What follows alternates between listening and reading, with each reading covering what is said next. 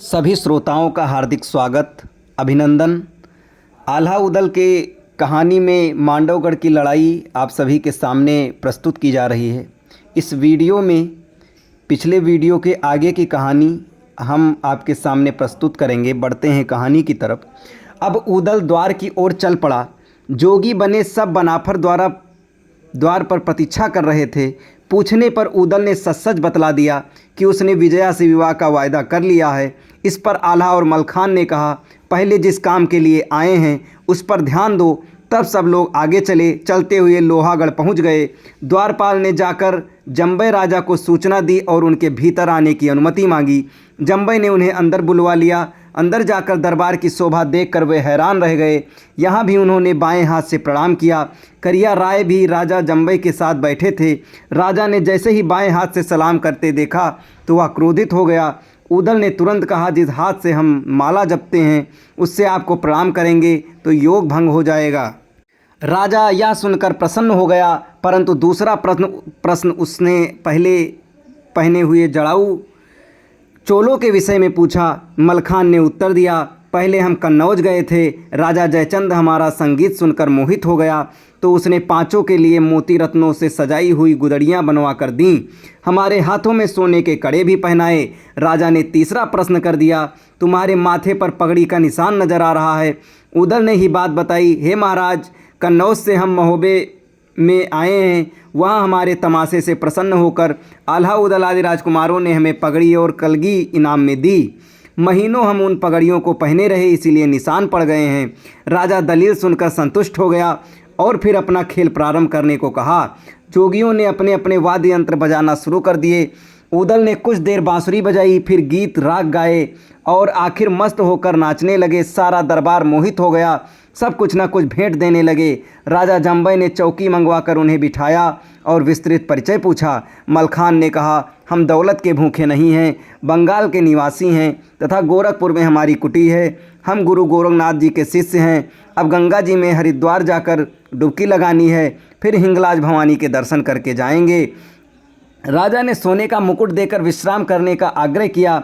उदल ने वही जवाब दिया, बहता पानी और रमता जोगी सदा आगे बढ़ता है। आज यहाँ है तो कल और कहीं। फिर उदल बोले, हमें पता चला है कि लाखा नाम की नर्तकी आपके दरबार में है। उसके नाच की प्रशंसा हमने काशी में सुनी थी। राजा ने तुरंत संदेश भेजकर लाखा पातुर को बुलवाया।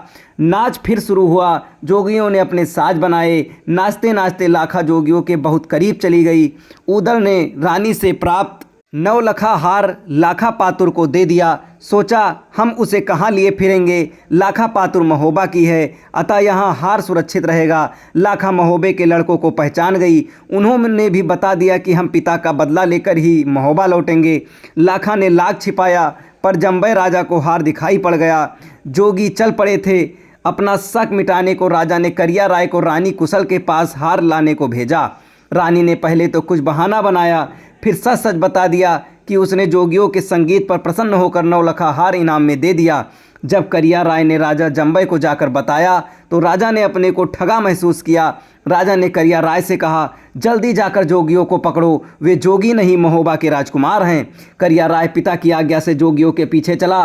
कुछ दूर जाकर उसने आवाज़ देकर उन्हें रोका और वापस चलने को कहा। उदल बोला, जहाँ से आगे बढ़ाए हम फिर लौट कर नहीं जाते। करिया राय ने तलवार खींच ली और रुकने को कहा।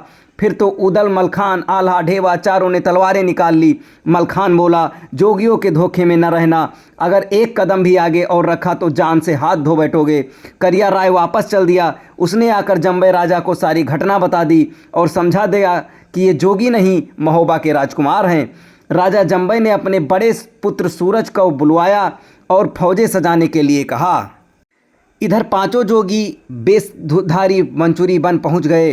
वहीं रानी दिवला का डेरा था। माता ने सबका स्वागत किया। उन्होंने माता को मांडवगढ़ और लोहागढ़ की सारी घटना घोल कर बता दी। उदल ने नर्मदा नदी की गहराई वाली जगह पता लगाया और बड़े भाई आल्हा को बताया कि ववुरी वन को सेना कैसे पार कर पाएगी। नर्मदा पर मैंने बांस गाड़ कर झंडे लगा दिए, वहाँ से पार करेंगे। आल्हा ने कहा, चंदन नामक बढ़ई को बुलाकर बबूरी वन काटने पर लगाओ। चंदन के साथ 900 बढ़ई और लगे, परंतु ताला सैयद ने अपने सभी लड़कों को भी इस काम में लगा दिया तो 4-5 घंटे में सारा वन साफ हो गया। उदल के संकेत के अनुसार घास और छोटे पौधे घोड़ों के चरने के लिए छोड़ दिए गए। आल्हा को जब ये समाचार मिला तो वह बहुत प्रसन्न हुआ। जंबई के राजकुमार अनूपी अपने दरबार में बैठे थे। टोडरमल भी उनके दाहिने हाथ विराजमान थे। तभी एक हरकर दौड़ा हुआ आया और सीधे अनूपी के सामने जा पहुंचा। उसने कहा, महाराज, महोबा की सेना आ रही है। उसने सारा बबूरी वन काट डाला है। अनूपी तनकर खड़े हो गए और तुरंत अपनी सेना को तैयार होने के आदेश दिया। जितने प्रकार की तोपें उनके पास थीं उन्हें साफ करके तैयार किया गया। हाथियों के हौदे सजाए गए। घोड़े काले सफ़ेद लंबे ऊंचे, चितुला, नकुला, सब्जा, कुब्जा, तनखा, अरबी सब सजवाए गए। टोंडरपुर से सारी सेना सज धज कर चल पड़ी। सैनिक तो युद्ध वस्त्र पहनकर चले ही, स्वयं अनूपी ने ही हरी वर्दी पहन ली, ऊपर कवच सहित एक अचकन पहनी जिसमें हथियार गड़ते ही नहीं। दोनों ओर कमर पर 2 पिस्तौल लगा दी गई। बाईं ओर ढाल और धाई से तलवार लटकाई गई। फिर वह सुरखा लाल घोड़े पर सवार हुई, तब समरभूमि की ओर चल पड़े। इसके आगे की कहानी आपको अगले वीडियो में बताई जाएगी। तब तक के लिए सभी का धन्यवाद।